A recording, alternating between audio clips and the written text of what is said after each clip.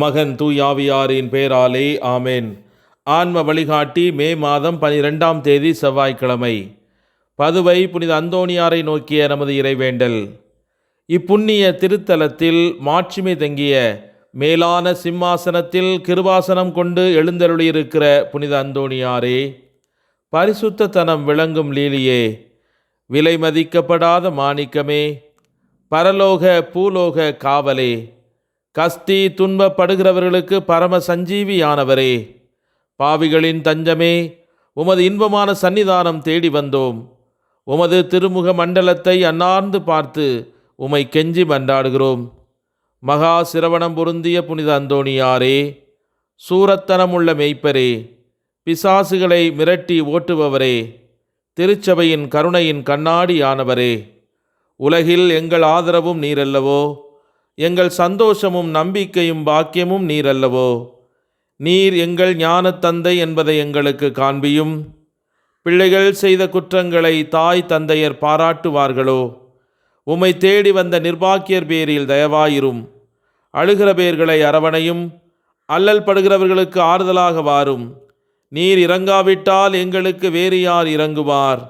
நீர் ஆதரியாவிட்டால் எங்களை வேறு யார் ஆதரிப்பார்?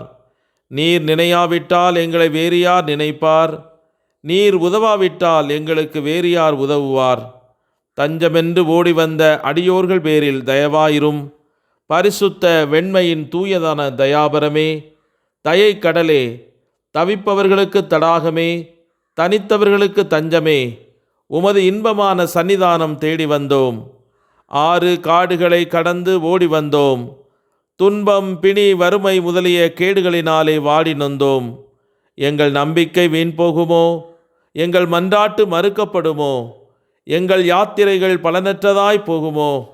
எங்கள் அழுகை கண்ணீர் உம்முடைய திரு இருதயத்தை உருக்காது போகுமோ? அப்படி ஆகுமோ ஐயா? எங்கள் அன்பான தகப்பனே, எங்களை முழுவதும் ஒப்புக்கொடுக்கிறோம். எங்களை கையேற்று கொண்டு ஆசீர்வதித்தருளும். ஆமேன். யோவான் நற்செய்தி 15ஆம் அதிகாரம் 26வது இறைவார்த்தை. தந்தையிடமிருந்து நான் உங்களுக்கு அனுப்பப் போகிற துணையாளர் வருவார். அவரே தந்தையிடமிருந்து வந்து உண்மையை வெளிப்படுத்தும் தூய ஆவியார். அவர் வரும்போது என்னை பற்றி சான்று பகர்வார். இது கிறிஸ்து வழங்கும் வாழ்வு தரும் நற்செய்தி. கிறிஸ்துவே உமக்கு புகழ். சிந்தனை: தூய ஆவியானவரை பற்றிய நமது திருச்சபை தந்தையருடைய போதனைகளை குறித்து இந்த வாரத்திலே நாம் தொடர்ந்து தியானிப்போம். ஒவ்வொரு மனிதனும் வெறுமையாகவோ அல்லது நிறைவாகவோ இருக்கிறான் என்பதை அறிந்து கொள். ஏனெனில் ஒருவனிடம் பரிசுத்த ஆவி இல்லாவிட்டால் அவன் உண்டாக்கியவரை பற்றிய அறிவில்லாதவன், அவன் வாழ்வாகிய இயேசு கிறிஸ்துவை ஏற்றுக்கொள்ளாதவன், விண்ணகத்தில் இருக்கிற தந்தையை அவன் அறியாதவன்.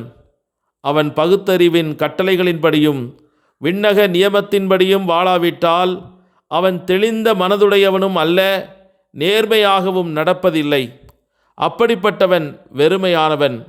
மாறாக, நான் அவர்களோடு வாசம் பண்ணி அவர்களுக்குள் உலாவுவேன், நான் அவர்களுடைய தேவனாய் இருப்பேன், கடவுளாய் இருப்பேன் என்று சொல்லுகிற இறைவனை அவன் ஏற்றுக்கொண்டால் அப்படிப்பட்டவன் வெறுமையானவன் அல்ல, நிறைவானவன் என்பதை ஐரோனியஸ் என்கிற திருச்சபை தந்தையர் நமக்கு கற்றுக் கொடுக்கிறார். லூக்கா நற்செய்தி 3:22 குறித்து அலெக்சாண்டிரியாவின் கிளமெண்ட் என்கிற புனிதர் இவ்வாறு கூறுகிறார்: இங்கே கடவுள் ஒரு மனிதனின் சாயலை அல்ல, மாறாக ஒரு புறாவின் சாயலை எடுத்தார். ஏனெனில் புறாவின் சாயலில் ஆவியானவரின் ஒரு புதிய தோற்றத்தின் மூலம் தமது எளிமையையும் மகத்துவத்தையும் அறிவிக்க அவர் விரும்பினார்.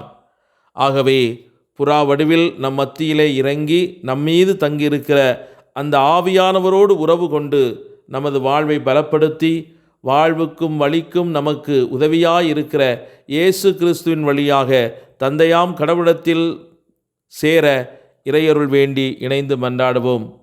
ஜெபிப்போமாக.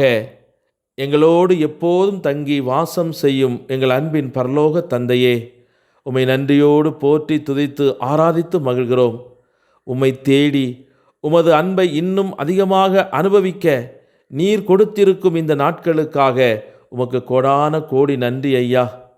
என்னுடைய பலவீனங்கள், என்னுடைய பாவங்கள், சத்துருக்களின் தந்திரங்கள் இவைகள் என்னை என்ன செய்து கொண்டிருக்கிறது என்பதை நான் சுய ஆய்வு செய்யவும், நான் யாருக்கு சொந்தம், என்னுடைய தந்தை யார், எப்படிப்பட்ட இடத்தில் இருக்க வேண்டிய நான் இப்படி சத்துருக்களின் நடுவே கேட்பாரற்று கிடக்கிறேனே என்று ஊதாரி மைந்தனைப் போல அறிவு தெளிந்தவனாய் உம்மிடம் திரும்பி வர, உம்மை என் வாழ்வில் அப்பா தந்தையே என்று அறிக்கையிட்டு உம்மிடம் சரணடைய எனக்கு தூய ஆவியின் தூண்டுதலை நிறைவாய் தாரும்.